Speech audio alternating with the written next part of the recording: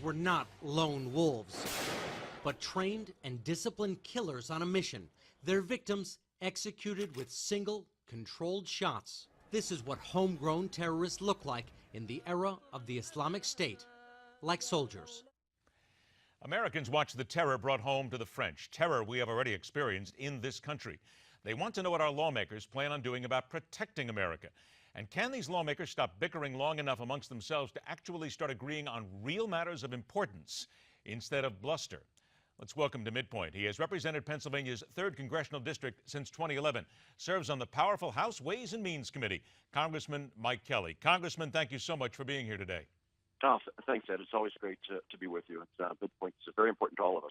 It is indeed, Congressman. In light of what happened in France, there is talk of terror cells here, homegrown terrorists, and a lot of people are now asking if we are doing enough, specifically in light of the cyber attack that we had against U.S. Central Command, proving how vulnerable we are, and people want to know how our lawmakers and our presidents have allowed it to get this bad. I think if you go back in history, Ed, most people would say it's the fact that people don't recognize a threat when it's right there in front of you. When you're in a state of denial, saying that this isn't really what's going on, you need to understand that these aren't really happening, and we're safe here at home. I would just say that right now we are in the middle of a cyber war. There is no question about it. Mike Rogers, our former head of the intelligence committee here, said there's 2 types of companies in America right now. Those that are being hacked into and know it. Those are being hacked into and don't know it. The fact that all of this very vulnerable information is out there and being hacked into continuously is a great concern. But even a greater concern is if we don't address this, as we are in the middle of a cyber war.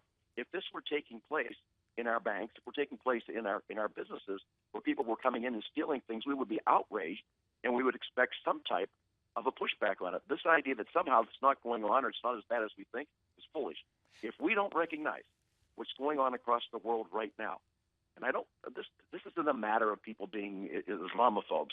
You have to recognize and very clearly state that we are in a war right now. It is our inability to address that honestly that causes the problem and causes the confusion. There is no question in my mind and in some of my colleagues' mind that we are in the greatest harm that we've been in a long time. We are exposed in a way we've never been before. And the longer we sit back and say it's not really happening, the more foolish we appear. And for whatever reason this is, and I can't begin to understand why the President of the United States would not acknowledge this, we need to acknowledge it. We need to join with other people around the world. We can defeat this, but it's going to have to be a joint effort by all people. Then I think what people want to know, Congressman, is what can you and your peers in Congress do to break what you call this cycle of denial? Because what you and I have had here this last couple of minutes is the same, and no disrespect, but you understand this. It is the same conversation that people have heard before. They hear about this cycle. They hear about denial. They hear about a president who will not use the word Islamic terrorism in a sentence. How do you and your peers intend to break this cycle?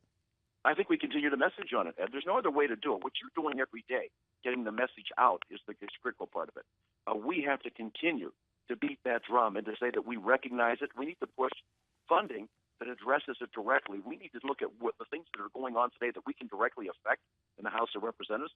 One of those things is by appropriating monies that will safeguard American citizens. But is that all part of it with the appropriating money, Congressman, if I might, with the minute we have left here, to stop spending stupid money, if you will? There's so much money that's being spent on things that don't make any sense whatsoever, useful, wasted kind of money that's being spent by Congress in many ways.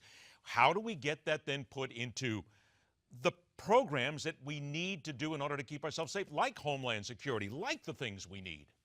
Well, by going into regular order, where we allow the appropriations process to take place, where Congress, not the executive branch, but Congress figures out and channels money into the right place where we get the most best return on our investment. It can be done, but we can't do it through a continuing resolution. We have to take control of spending. We need to make sure that we support the appropriations process and do it in a way that every single American looks at and says, what the heck are you guys doing? This is obvious. Take care of the obvious. High priorities need to be taken care of that way. We can do it by continuing to message that way, continue to stay in touch with our citizens back home, but making sure that every single American supports what needs to be done right now, and that is Congress being a regular order, appropriations being spent the right way. These are taxpayer dollars. It's not an expectation. It's a responsibility that we stand with. All right. Now, Congressman, please, I'll ask you to hold on for a couple of moments. Congressman Mike Kelly returns after the break. We're going to dive into that new Congress moving forward and an old face mulling a return to the presidential wars. And at 43 minutes after the hour, how true to reality is the new movie American Sniper? And what about those snipers when they come back home? It's all right here where we question everything. This is MidPoint.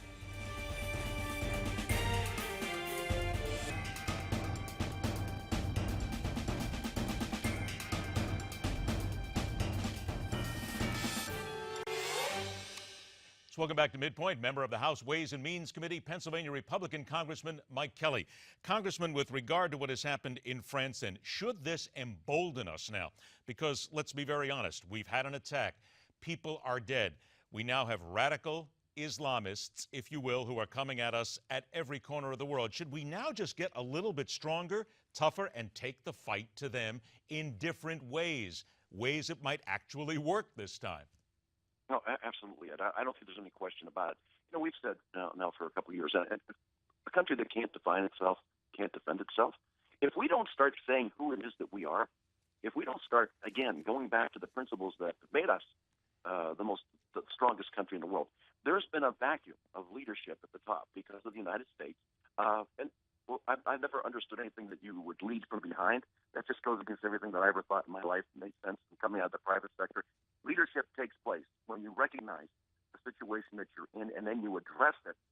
Prioritize what is it that you can do today to put yourself in a stronger position, lay out a strategy to maintain and sustain that type of position. The whole world is at risk right now. And I think that, again, we said earlier, we cannot be in denial about what we are facing right now. These folks are dedicated to wiping us off the face of the earth. That's just what they believe. Well, then, and in your opinion, then, is this we lack? Have to recognize it, and we have to counteract that. In your opinion, then, is this lack of leadership simply the liberal way? You know, I hate to be this way, but I don't think the way these people think. I'm wired differently. The world that I grew up in is one that, again, you've got to know who you are and where you're going, and then you've got to lay out a strategy to get yourself there, understanding that we're the leaders of the free world. I just don't understand a president who says that we'll lead from behind, that has a strategy. Somehow we stay on the sideline, and then we only weigh in from time to time. I thought it's critical that we didn't show up over the weekend in France to show the solidarity that we need to have. That's been a very dangerous message around the world, with the United States not being there. But what about the president and the liberals? So I think just for our people to understand that we are united. We know we have a problem. We know we have a danger that's right now on our front doorstep. We can't wait for something to happen here. We've got to stop it before it does, and we've got a lot of people. But what about the president and those people, Congressman, who say that pulling back means that we are showing that we are respectful of others, and that if we go full force, head on, bring out the fists, take off the gloves, that we're just emboldening the terrorists at that point? Because, you know, that's what the president, that's what a number of his advisors say. We simply should lay back and be the peacemakers. That doesn't work. There's no place in history where laying back and waiting for something to happen and then reacting to it makes sense. Listen, there's an old saying out there, is foretold is forewarned. We know it's coming. We know it's there. We know it's real. And anybody that is deluding themselves into thinking that if we just stay on the sidelines and don't really get involved, these people won't hurt us. Listen, they interpret kindness as weakness. You've got to be the strongest kid on the playground. Your friends have to know that you're going to be there with them if something happens to them. When you stay on the side and you don't weigh in, you say, well, this isn't really our concern. It is our concern. This is who we are. This is who we've always been. We cannot tire. We cannot ever think that we can walk away from that position and somehow maintain our status in the world. The whole world is watching. We need to be the leaders. We always have in the past. We need to be in the future. We need to be in the present. I just, as one person serving in Congress, I will never accept the fact that America isn't the strongest player in the world, and we need to let our friends know that, and we need to let our enemies know. If you hurt us or you hurt our friends, you're in trouble. All right, I'm in deep trouble. I got about 90 seconds left here with the new Congress coming in. Do you get the sense that there are now being more alliances being made, that perhaps the Democrats now in the minority position are more acquiescent to become friendly with Republicans and perhaps see it their way, and simply put, they have to at this point? Well, you know what? I've always believed in teamwork. I think coming together and recognizing where our problems are. One of the things I would encourage, though, people to think, give this Congress a chance. We just got launched last week. I think there's great things that can happen. This is a generational opportunity to govern in a way that we haven't been able to in almost 100 years. Let's make sure that we're taking full advantage of that and making sure that every single American can look at this form of government and this way of life we have and say, this is the country I believed in. This is the country of my grandparents and my parents. This is the country of my ancestors. We can be that way. There's no reason for us not to be great. The only thing holding us back right now is our inability to work together. We can do that as long as we recognize the opportunity is now. We can't let this window of opportunity close and not work it to its greatest advantage. Okay, I only got about 20 seconds left. What's your opinion on Mitt Romney perhaps getting into the 2016 race? Listen, I'll be very honest. Governor Romney is the only person that has the credentials. He's done it in the past. He can do it again.